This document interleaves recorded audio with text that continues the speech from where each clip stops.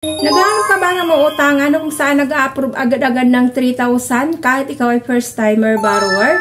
Ayan, tamang-tama itong channel na napuntahan mo dahil this time ibabahagi ko po sa inyo yung isang platform na kung saan po kahit ikaw ay first-timer borrower, nag-a-approve ka agad sila ng 3,500. But wait, kailangan mo na munang panoorin ang video na ito hanggang dulo bago mo ito i-download para malaman mo kung ano yung mga deductions niya dito, how long mo nababayaran ang loan approval mo dito, and malaman mo rin kung magkano yung actual amount na marireceive mo upon disbursement ng iyong loan. So, ayun po, kung bago ka pa lang po dito sa aking YouTube channel, please consider to subscribe na muna and click mo na rin po ang bell button dyan para naman lagi kang notified sa mga utangan moment dito po sa aking channel.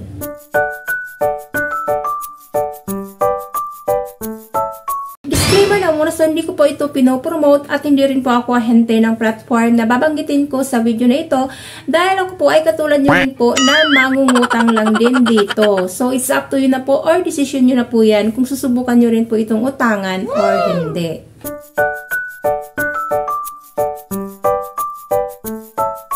So, ang tinutukoy ko na platform na ito ay si Loanmoto VIP. So, installment loan, under po siya ni UPeso PH Lending Corporation. So, as of now nga po, nag-rate na po siya dito ng 3.9 star and then meron na rin pong 1,000 reviews. So, under naman po siya ng Securities and Exchange Commission with registration number CS201814908 and then with certificate of authority number 2718. So, loan approval niya dito nag-range from 1,000 up to 12,000. Loan term 91 days up to 180 days. And flexible long-term option with interest starting from 0%. Requirements lang po niya dito, Filipinos aged 22 up to 55 years old and holding a valid ID and bank card. Para makapag-start dito, mag-apply kay Loanmoto VIP, kailangan natin itong install sa ating mga cellphone and then magre-register po tayo dito para makapag-start ka dito na makapag-apply. Humingi sila dyan ng permission to access your device. So, kailangan mo lang po yan dyan i-click ang agree and then makikita mo na po kagad dyan ang kanila pong homepage and get instant loan up to 50,000. So, click mo lamang po itong apply. And then after po yan, so doon na po tayo mag-fill up ng application natin. So dito first na hingin sa UI personal information. So alam nyo na po yan, aware naman na tayo kung ano-ano ba yung kapag sinabi na personal information, about po yun sa sarili mo, identity mo, educational background, and then yung address mo, home address or yung permanent address mo. Hihingian ko po dyan ng work information. So, dito naman kailangan mong ilagay yung occupation mo, kung ano yung pinagkakabalahan mo. Hihingian kayo dito ng emergency contact. So, dito, 3 lamang po na contact person ang hinihingi dito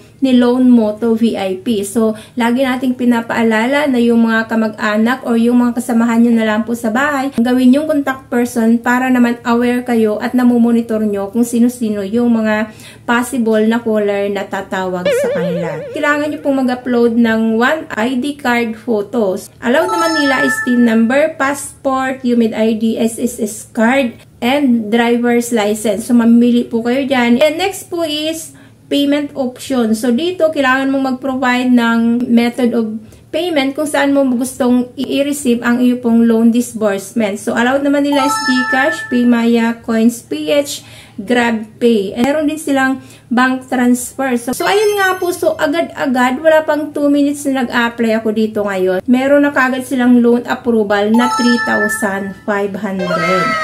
So, loan amount 3,500. And then, loan term niya is 10 days. So, hindi siya 7 days, kundi 10 days yung binagay dito sa akin. So, details of fees. So, dito may mga deductions sila. Credit assessment fees, 367.50. Platform service fees, 490. Account management fee, 367.50. Withdrawal service fee, 50. Disbursement amount 2,225 and interest niya is 175. Oh my God. Ang daming deductions. Nalula ako sa iba-ibang klase ng deductions niya.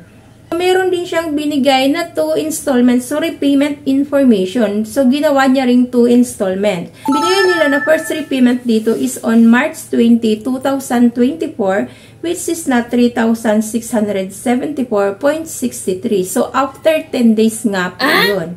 And then, yung secondary payment mo, August 7, 2024, which is na 0.37 centavo. Oh my goodness. May note din sila dito, if the first installment is repaid timely, then the second installment will be waived. So, meron pa talaga silang pag ganon-ganon na i-waive lang daw yung 0.37 centavos kapag ka na-full pay mo yung first repayment mo na 3,674.63.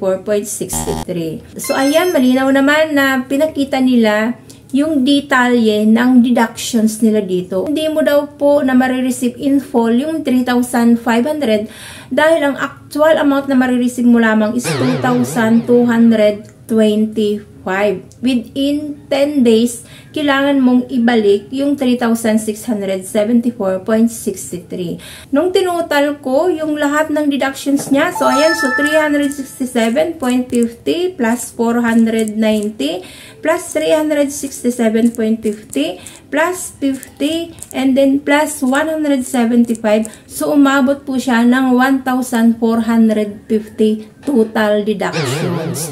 So, napakalaki, mabigat na kaagad yun. So, ayan mga lalabs ko. So, para sa akin, napakalaki yung deductions niya dito. So, parang hindi ako satisfied sa actual amount na marireceive ko dahil sa laki ng interest nila. And then, ang ibabalik ko, mas higher pa doon sa loan amount na na-receive ko. So, ayun po mga lalabs ko. So, pag-isipan nyo po muna ng makailang beses bago po kayo dito mag-commit kay Loan Moto VIP dahil para sa akin, malaki po yung interest nila. So, ayan po mga lalabs ko. So, sana nagkaroon kayo ng idea. So, bago nyo ito i-download at bago nyo ito utangan si Loan Moto. So, pag-aralan nyo po muna kung magkano yung deductions na ibibigay sa inyo kapag kayo ay binigyan dito ng loan approval. Dahil dito dahil itong pinakita ko po sa inyo, ito po yung personal experience ko nung ako ay nangutang dito kay Loan Moto. So, hindi tayo pare-parehas ng status or hindi tayo pare-parehas kung magkano yung i-approve sa inyo. But din ito po yung sa akin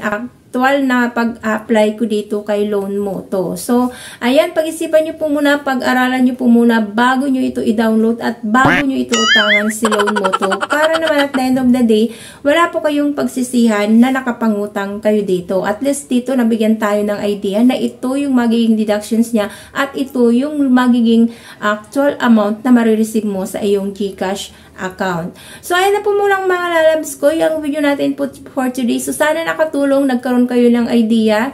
And at the same time, natulungan kayo ng video na ito na bago tayo mag-commit sa ganito pong klase ng utangan, much better na nagkakaroon tayo ng advance information nang sa gayon ay nagkakaroon tayo ng idea at wala tayong pagsisisihan na nangutang tayo dito sa platform na ito. So, ayun po muna mga labs ko. So, thank you for tuning in for now. Marami pong salamat. God bless. Bye-bye.